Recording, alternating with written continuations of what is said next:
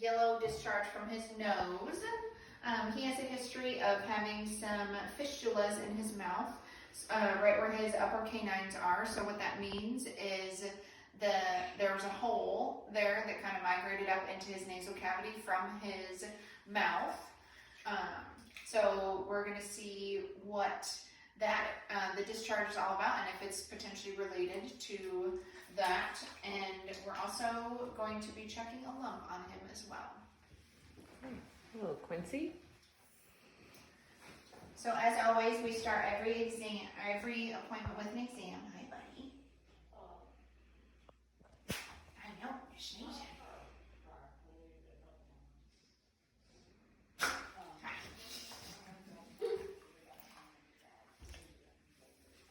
So what I like to do is start at the front of the dog and work my way back, checking for any lumps or anything, any lymph nodes that I feel that are any bigger. Do we know where the lump was that the owners were talking about? Right here, on his belly here? But he's got other ones. Yes. There's Okay. a few hard lumps too. So the lump that the owners are talking about is here on his belly, and it's one that is pretty freely movable from his body cavity. It's kind of in his skin, so it moves around quite a bit. Doesn't look like he's bothering it or licking it, itching it, or anything like that. So it's most likely a lipoma. But if we were ever suspicious about a lump, then thank you. Then we would do what's called a fine needle aspirate. So stick a needle in there, pull some cells or whatever is out of there, and then look at it under the microscope. So what did you just call that lump? That is a lipoma, so it's a fatty tumor. Okay. Nothing to be concerned about. Not usually.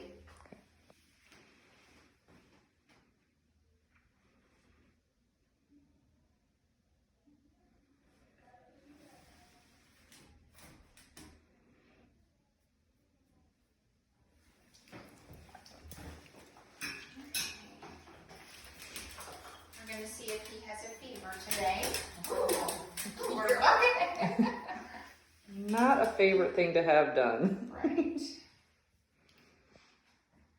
Sometimes if an animal is microchipped, depending on the kind of microchip they have, we can scan their temperature with that. So it's a little less invasive and we just wave the detector over them. But unfortunately, Quincy is not microchipped, so up the back end it is.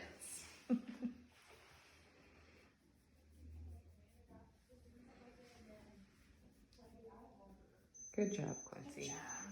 He does not have a fever today, so that is good.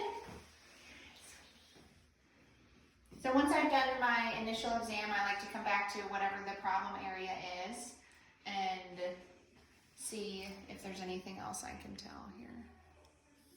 Hi, buddy. So you can kind of see parts of his fistulas there.